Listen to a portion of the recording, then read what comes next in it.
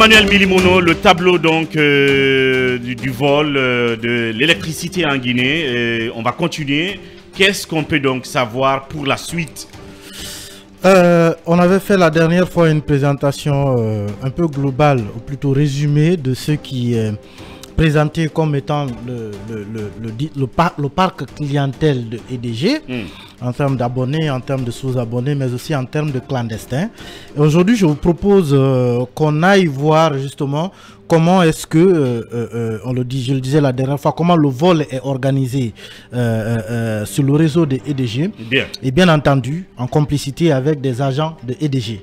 La première chose que je vais vous inviter à faire, c'est qu'on fasse un exercice de rapprochement entre les données de EDG, parce que je rappelle encore une fois que les chiffres que je suis en train de donner sont des chiffres d'une étude qui a été financée par la Banque mondiale. Oui. Et donc, c'est une étude qui ne souffre d'aucun doute, parce que la Banque mondiale, à un moment, a été, jusqu'à aujourd'hui d'ailleurs, est une institution clé dans le fonctionnement, dans le redressement. Qui a été concoctée par EDG ou financée par EDG? Non, elle n'a pas été concoctée par EDG. C'est une étude indépendante, réalisée par un cabinet indépendant, financé par la Banque mondiale. Voilà. Et mise à la disposition de EDG. Bien. Sauf que justement, enfin c'est pas sauf que, on devait d'ailleurs s'en réjouir que ce soit un cabinet indépendant qui le fasse, parce que les données sont en net décalage avec les données que EDG elle-même elle a toujours présentées à l'État. Bien.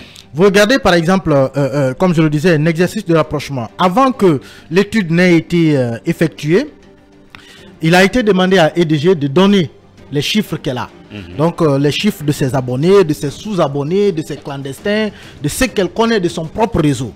Et ensuite, sur la base de ces données, les acteurs se sont rendus sur le terrain pour aller faire maintenant l'étude en tant que telle et faire le rapprochement.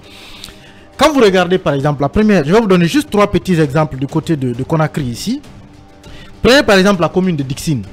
Quand on a dit à EDG quelle est la situation de ton parc clientèle à Dixine, les données que EDG a fournies sont les suivantes. En tant qu'abonné, EDG a déclaré, l'agence de Dixine, EDG, a déclaré 6762 abonnés. Et lorsque les agents sont venus sur le terrain, ils ont fait les études. Au lieu de 6762 abonnés tels que déclarés par l'agence Dixine de EDG, ils ont plutôt trouvé 19 130 abonnés. Faites la différence. Et puis EDG, toujours pour l'agence de Dixine, a déclaré 19 773 sous-abonnés. Sur le terrain, l'étude a prouvé qu'il y avait plutôt 31 081 sous-abonnés. Toujours l'agence de Dixine a déclaré 8 909 clandestins. Et quand les gens sont venus sur le terrain, ils ont découvert 23 171 clandestins. Données globalement pour ce qui est de l'agence de Dixine. Donc, selon EDG, elle a 36 417 consommateurs d'électricité à Dixine. Mais les études, en réalité, sont venues trouver plutôt 73 382 consommateurs. Plus de la moitié. La différence, c'est 36 417 clients. Donc, plus de la moitié. Donc, 36 000, oui, plus de la moitié. Le double, quoi. Le double. Le double. Donc la moitié des consommateurs d'électricité déclarés par EDG, en réalité, ne figure pas dans sa base de données. Dans sa base de données officielle. Mais elle ne les coupe pas. Allez savoir pourquoi. Vous prenez l'autre, je vais vous donner un autre exemple, c'est le cas de Kipi. Kipi, on en parlait la dernière fois, qui est un quartier quand même résidentiel où il y a la classe moyenne, assez respectable. Et tout le reste, quoi. Là également, l'agence Kipi. Oui, en tout cas, où résident les riches. Donc il est de la classe moyenne. On ne sait pas, alors il est parmi nous. Donc normalement c'est de bons clients en principe. Hein. Donc à Kipi, l'agence Kipi EDG a fourni comme données qu'elle a 6 883 abonnés. Ouais. Et quand on est venu sur le terrain, on a plutôt découvert 12 500 abonnés, le double. Donc le double. Le double également. Donc la moitié n'est pas déclarée. Ouais. La même agence a fourni 13 392 sous-abonnés. Et les études sur le terrain ont montré 23 805 sous-abonnés. La même agence a déclaré 9 644 clandestins. Sur le terrain, les études sont venues découvrir 11 038 clandestins. Et quand on fait la différence, il y a 16 819 consommateurs d'électricité qui n'ont pas été déclarés par l'agence. À Kipé. À Kipé. L'agence Kipé, l'agence EDG de Kipé n'a pas déclaré 16 819 clients. Tombolia, c'est le troisième exemple, le dernier. À Tombolia, on a déclaré 9 777 clients officiellement. Donc l'agence EDG de Tombolia a dit j'ai 9 777 clients. Maintenant, les agents sont partis sur le terrain, le cabinet est allé sur le terrain. Quand il a fait son étude, il a découvert que EDG avait plutôt 8 763 abonnés au lieu de 9 000. Donc là, il y a une différence plutôt négative. Et puis, du côté des sous-abonnés, la même agence a déclaré 25 660 sous-abonnés. Les études ont démontré qu'il y avait plutôt 19 835 sous-abonnés. Et puis, en termes de clandestins, l'agence EDG de Tombolia a déclaré 14 629 clandestins. Les études ont prouvé qu'il y avait plutôt 8 812 clandestins. Bien. Et pour ce qui est du cas de Tombolia, donc l'agence EDG Tombolia, il y a une différence de 14 clients. 14 014 clients non déclarés par l'agence avant que l'équipe n'aille sur le terrain. Ça, c'était un exemple pour montrer que effectivement, il y a quelque part un vol d'électricité. Maintenant, comment ces vols sont opérés? Il y a la même étude est allée jusqu'à cartographier même le nombre de poteaux que EDG a, cartographier le nombre de transformateurs que EDG a. Et la dernière fois, je vous disais que c'est possible qu'il y ait dans certains quartiers un transformateur qui n'est pas répertorié. Donc, qui existe par exemple parce que l'agence l'a installé, mais la direction générale n'est pas au courant de son existence. Et donc, tous les clients qui sont connectés à ce transformateur, logiquement, n'existent pas dans la base de données de facturation. Parce qu'ils ne sont pas scannés. Ils ne sont pas scannés. Ouais. Ils n'existent pas dans la base de données. C'est parce qu'en fait, ils ont accès au courant, on le leur fournit, on ne les coupe pas. Mais quand on vient regarder dans la facturation des EDG, nulle part ils n'apparaissent. Au même moment, quand on vient chez ces mêmes personnes, on trouve que certains d'entre eux sont abonnés, ils ont des compteurs, ils ont des factures. Et ils payent. Ils payent. Mais dans la base de facturation, il n'y a aucune trace d'eux. Et je disais la dernière fois que c'est... Donc il y a une facturation parallèle. Effectivement. Absolument, une comptabilité parallèle. C'est clairement ce que cela dénote. C'est pourquoi vous pouvez voir dans certains quartiers que le transformateur tombe en panne, on met du temps à le dépanner, il faut que les gens sortent dans la rue. Parce qu'en réalité, quand on fait cette facturation parallèle, ce transfert, on ne va pas à son amortissement. C'est-à-dire que l'argent que ça génère est distribué entre des gens qui sont sur la chaîne. Et quand ça tombe en panne, donc on n'a pas l'argent pour l'acheter. Ça coûte cher. Il faut que l'État achète. Donc, le transformateur n'est pas entretenu, il n'est pas suivi pour donc éviter justement des pannes.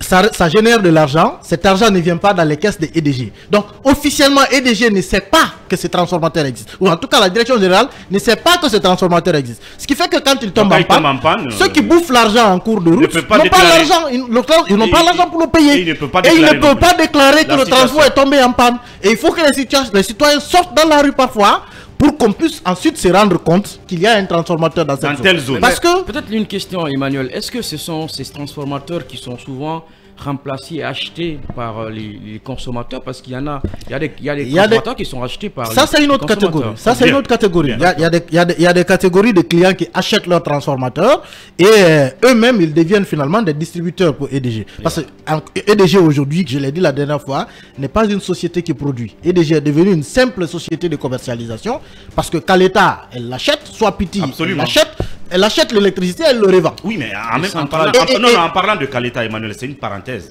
Ça pourra faire l'objet de vos enquêtes dans le secteur. Quand on parle de Caleta et de Swapiti, donc de la Sogès et de la Sogeka, on nous apprend qu'on nous vend 600 mégawatts alors qu'en réalité on utilise, donc on nous facture plus de 600 mégawatts alors qu'on ne consomme que 250 mégawatts. Les deux sociétés. Donc ça reste à vérifier. Ça reste c'est une autre chose. On va venir là-dessus. On fera un scanner complet de l'électricité en Guinée. Continuez. Donc il y a ces questions donc de transformateurs qui tombent en panne. Quand c'est en panne, évidemment, il faut qu'on informe EDG et en ce moment EDG va demander depuis quand ces transformateurs existent. Quand vous prenez par exemple le cas je pense de FIA. On a déclaré que Afria, systématiquement, EDG dispose de 6 transformateurs. Quand les équipes sont arrivées sur le terrain, ils ont découvert qu'il y en avait 12. Donc il y avait 6 transformateurs non déclarés. Et tous les clients qui étaient abonnés à ces 6 transformateurs non déclarés, eux, leur argent ne va pas dans les caisses de EDG. C'est distribué en cours de route de l'agent de zone jusque parfois au chef d'agence. C'est distribué en cours de route et c'est une chaîne qui est entretenue. Ça, c'est une forme de vol. La deuxième forme de vol que nous avons détectée à travers cette étude, c'est dans le système d'abonnement. Par exemple, un client qui vient à EDG dit: j'ai une maison de 2 chambres salon, je veux être connecté. Donc, EDG lui dit: vous devez normalement être abonné triphasé. Bien.